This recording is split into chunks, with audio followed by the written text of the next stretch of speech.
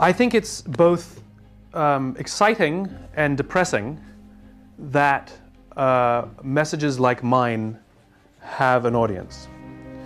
I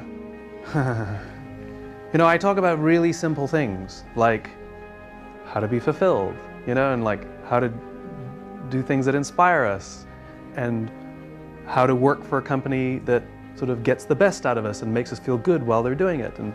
And it's kind of upsetting that people even wanting to hear that, meaning that there's a demand for it. But that also presents the most remarkable opportunity in the world, which means there's an opportunity for us to change the way work is done, so that all of those things are not the exception, but rather the rule. It is the exception when somebody says, "I love my job." So you meet somebody at a bar, he's like, "What do you do?" "Oh, I love my job." "Oh, you're so lucky," right? It's like that should be something special, is remarkable. And so the amazing thing is that ability to say, "I love my job, I love what I do," is actually not that complicated to find. And not ironically, it has nothing to do with the work that we do. It has everything to do with the people with whom we work. And you don't even have to like the people with whom you work. That's the most amazing thing of all. If you think about it, in the military, there are people who are willing to risk their lives for people they don't even like.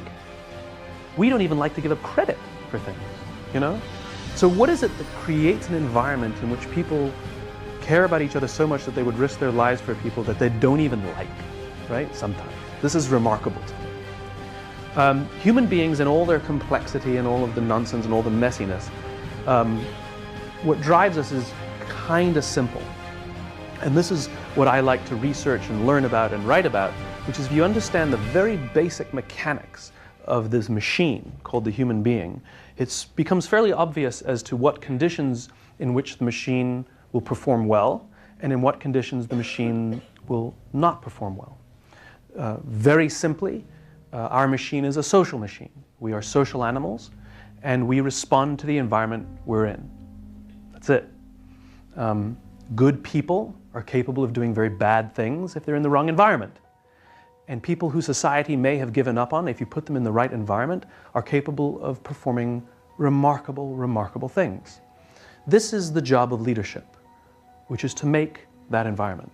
The leader sets the tone, and the tone that is set will determine how we respond accordingly. And again, we are relatively simple in our motivations. If you go back to the Paleolithic era, when Homo sapien first stepped foot on the planet, about 50,000 years ago, there were other hominid species that existed at the same time, but we were the ones that survived. They died. We weren't necessarily the strongest, we weren't necessarily the fastest, and yet we've done quite well. Look at this remarkable world that we've built. One of the huge advantages we had and have is that we are social animals. And things like trust and cooperation are absolutely essential for our survival. They're not just nice ideas, they're absolutely essential. You can imagine why. When we lived in populations that never really got bigger than about 150 people, for 40,000 of the 50,000 years we've been on this planet, we never lived in populations bigger than 150 people. I understand scale presents some inherent problems. But you can understand the benefits of the group living. What it meant was I could fall asleep at night and trust that someone in my tribe would watch for danger. If I didn't trust the people in my tribe, I couldn't go to sleep. And this is not a very good system for survival or performance or any other metric. It's the same at work. When we work with people with whom we trust, I don't need to double check your work. I don't need to see it before it goes out. You don't need my approval, right? When we have trust, we can let people go do their work, and even if they're subordinate, we don't need to double check or approve or anything. Things will happen because we trust them, because we all have each other's backs. We all have each other's interests in mind. The problem with things like trust and cooperation is that they are not instructions. I can't simply tell you, trust me. You can't simply ask people to trust you in your advertising, and you can't simply tell people, I want you to cooperate. Trust and cooperation are feelings. And this is the problem. So the question is, where do those feelings come from? Now again, we are pretty simple in our motivation and our constructions. You can imagine what color should I use? You can imagine what life must have been like in these Paleolithic times. It was a world filled with danger. All of these forces working extremely hard to kill us. Whether it was the weather or lack of resources, saber-toothed tiger, nothing personal, but all of these forces were working together to end our lives. And so, as tribal animals, we worked together and lived and worked amongst people around whom we felt safe. We felt like we belonged. And when we felt safe amongst the people with whom we lived and worked, the natural human response is trust and cooperation. It's just what happens. When we do not feel safe amongst the people with whom we work, however, the natural human inclination is cynicism, paranoia, mistrust, and self-interest.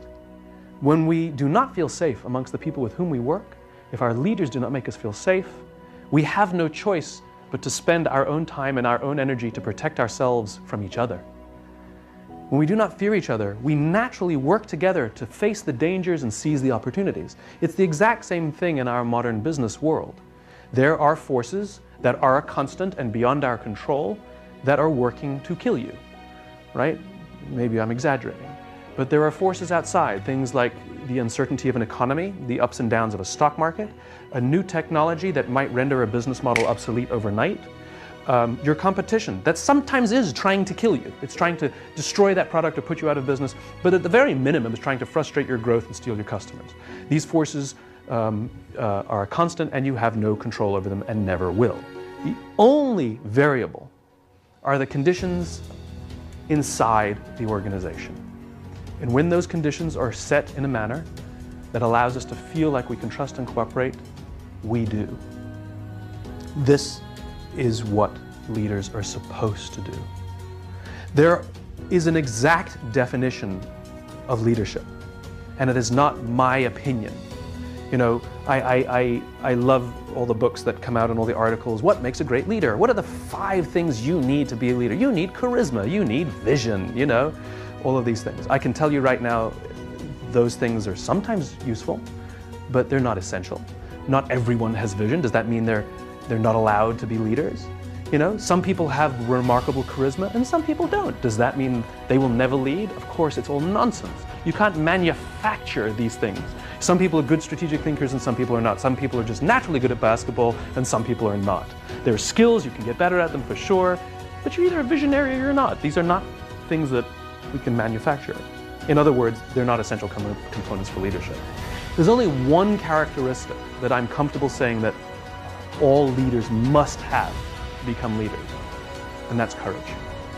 Because leadership is hard, and it often requires sacrifice, and it will happen that you will have to put your interests, your comforts, your advantages aside so that others may gain. And that's sometimes really hard. In fact, standing up for others may mean that you might get your head chopped off. You know, a leader sometimes loses their job because they did the right thing, right? That comes with significant risk. The choice to be a leader comes at significant risk. And this is why not everyone chooses to be a leader. Leadership has nothing to do with rank. It has nothing to do with the title you have on your card. Leadership is a choice. That's it. I know many, many people who sit in the senior echelons of a corporation and they are not leaders. They are authorities and they have authority and we do what they say because they have authority over us. But we would not follow them. I know many people who sit at the bottom of organizations who have no authority, but they are absolutely leaders. And the reason they are leaders is because they have made a choice. They have chosen to look after the person to the left of them, and they have chosen to look after the person to the right of them. It doesn't always mean they have to sacrifice their interests, but when it really counts, sometimes they choose to sacrifice their interests because it's in the interest of the person to the left and to the right of them. This is what leadership is. The role of leaders is not an accident either. It's built into our anthropology. It's part of our survival, the reason we have hierarchy and we have leaders. For those times when we lived in these austere conditions, we had a little bit of a problem. It was a very practical problem. It wasn't necessarily enough food to go around all the time. We didn't have supermarkets and cars where we just go get milk. Sometimes there was food readily available and sometimes not. Which meant if someone brought home some food, and we're living in a population of up to 150, we would all rush in to eat because we're all hungry. And if you were lucky enough to be built like a football player, you could shove your way to the front of the line. If you were the artist of the family, you would get an elbow in the face. This is not a good system for cooperation. It's not a good system for survival, because the odds are that if I got punched in the face this afternoon, I'm not going to wake the guy if I see danger. Bad system. And so we evolved into these hierarchical animals. We are constantly assessing and judging each other, who's alpha, who's beta. We are naturally hierarchical, and we always organize ourselves in hierarchies. So even in meetings, we go to a meeting like, everybody's equal, I want you guys to work together. It's not going to happen. We are never equals. We always assess, we always judge, we always allow some others some deference and the role of leadership, and some of us defer and sort of take a more subordinate role. It always happens, not necessarily a bad thing. And again, the reasons are very practical based on our history. Because what would happen was, when we would assess someone as our alpha, and let me be clear, your capacity to be an alpha in any population is not an absolute. It is relative to the population you're in. So you might be a technologist or an engineer, and you might think you're the hottest, best, most fantastic engineer, and so does everybody else, and you walk around like this, and you go take a dance class, all of a sudden your ego's not so big anymore, right? We've all had the experience, right? We've all had the experience where we shake someone's hand and we're nervous. You're not the alpha, you know? Or when we can sense that someone's nervous meeting us, you're the alpha, right? It's a relative scale.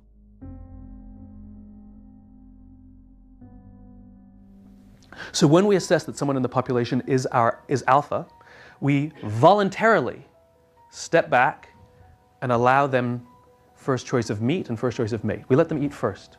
We may not get the best choice of meat, but we will eat eventually, and we didn't have to get an elbow in the face to get that food. Good system. To this day, we are very comfortable with paying deference and offering advantages to those more senior than us. There's not a single person in this room, zero, that has a problem with somebody more senior than you at the company making more money than you as a salary, having a bigger salary than you. It doesn't bother you at all. You might think they're an idiot, but it doesn't actually bother you that they make more money than you because they outrank you. No issue. It doesn't bother us at all that somebody more senior than us has a bigger office or a better parking space. It is of no issue whatsoever. In fact, we very often find ourselves deferring to our alphas, doing nice things for our alphas. We open doors for them and call them sir and ma'am and get them tea, and they didn't even ask. I can promise you that if, as you were walking out of this room, if Steven Spielberg happened to walk in, you would hold the door open for him. And then you would go home and tell your spouse or your boyfriend or your girlfriend, you'll never believe what happened today. I held the door open for Steven Spielberg. How come you don't advertise when you hold the door open for anybody else? It's because we're proud to sometimes do menial labor for those who we perceive as alphas in our system. We're proud to work for the groups that they lead and the organizations that they lead. By the way, you can't lead a company. You can run a company. You can only lead people. And so this whole idea of deference and how we always defer and sort of volunteer to these alphas is a natural human response, and it's a survival instinct, and it's all about this. And that's the point. None of those perks that you get for being the leader, for being the alpha, none of them come free. They come at a very high expense. You see, the group is not dumb.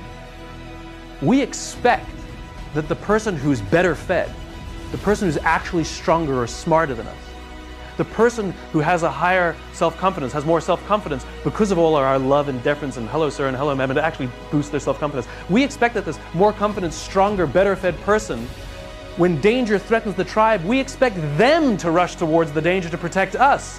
That's the cost of leadership. That's why we gave you first choice of mate, because you might die. And we want to keep your genes in the gene pool. We're not stupid. And this is what it means to be a leader, the willingness to rush towards the danger to protect those in your care. It is a choice. You don't have to be a leader. It is a choice. If you don't like the costs of leadership, you may not accept the perks of leadership because they do not come for free.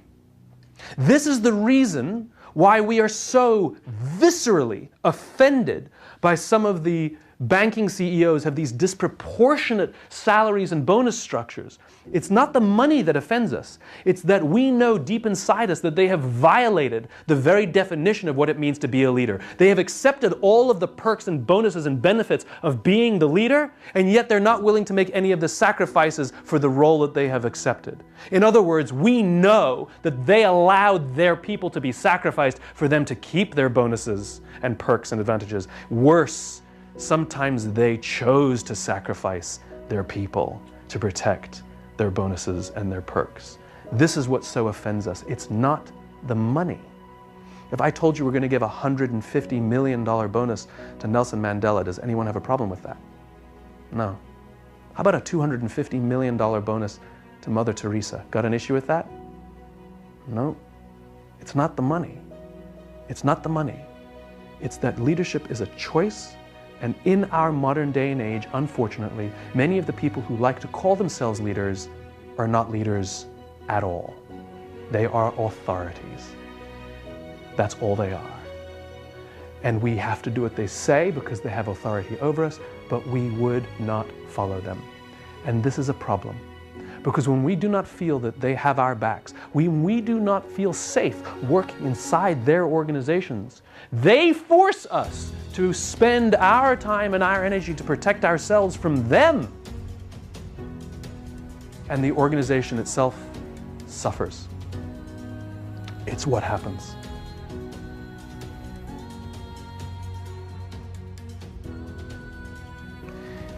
It's ironic to me that organizations like your own, who want to drive innovation and ideas and new ways of thinking, would in the same breath lay people off because they didn't make the numbers in 1 year. You do realize that those two concepts are completely counterproductive. It's like talking to a CEO and I ask, what are your priorities? They say, we have two priorities, innovation and efficiency. Not possible. There is nothing efficient about innovation. Try, fail, try, fail, try, fail, try, fail, try, fail, try, fail, succeed. Not efficient. It takes you throw money to try things out. You can be innovative or you can be efficient. You can be efficient and hope for innovation, and you can be innovative and hope for efficiency. There's always going to be one subordinate to the other. Not bad, not better or worse, but let's not kid ourselves and think that they can be equal grounds. They cannot. It is impossible. But worse, an organization that claims or hopes or desires or aspires to be innovative must, at every expense, commit themselves to the safety of their people. Because only when we feel safe and protected will we voluntarily commit ourselves to the support of each other and the advancement of the vision. There are very simple ways to do this. Here are just a few. Great leaders would never sacrifice the numbers, would never sacrifice the people to save the numbers. Great leaders would sacrifice the numbers to save the people. And so when we live in a day and age where our leaders are so comfortable sending you home to tell your spouse and your kids, I'm sorry, I no longer have an income because the company had to make its numbers for the year. Forget about the people who lost their jobs. What about the people who didn't get laid off? How inspired do you think they feel to come back to work every day? How safe do you think they feel? Do you think we're going to give our best knowing at the next time if the company doesn't make its numbers? By the way, which may or may not have anything to do with us. Remember all of those outside dangers, the ups and downs of technologies, the ups and downs of stock markets, the ups and downs of economies? You think when you have a bad year, you sit your children down and say, kids, it's been a bad year, we have to get rid of one of you. Or worse. Or worse. I got to keep my Mercedes, and so it's either you or the car, and we've picked you. Right? No, we tighten the belt. We work together. We figure out ways to make it happen, to see it through the hard times. We cannot judge the quality of a crew based on how they perform in good times. We judge a quality of the crew by how they perform in rough waters. And unfortunately, we throw our crew overboard when we hit rough waters. What makes them want to commit to see the ships make it through the rough waters? What they do is they sit down and watch their own backs because nobody else is going to watch my back. There is no innovation in a group like that. There is no innovation in a group like that. Backstabbing, idea stealing, plenty of that. Nothing personal, gotta look after numero uno.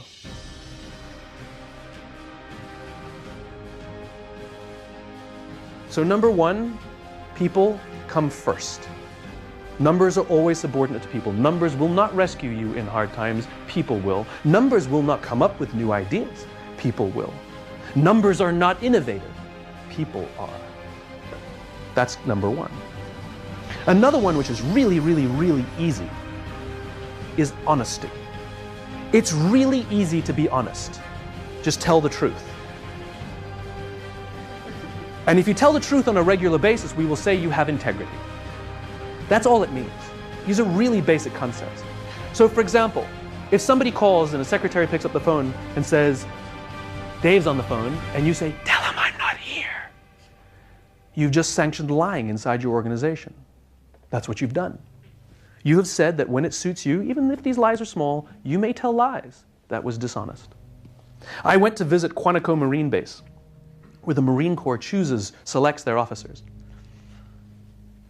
And on the day I was there, true story, I was waiting in a conference room for the colonel in charge of OCS to come and give us a briefing on the base about OCS, about the selection process. And he arrived late. Marines don't ever arrive late. And he showed up late. He came in and apologized. He said, I'm sorry, we've had an incident with one of our Marines. So I go, what happened?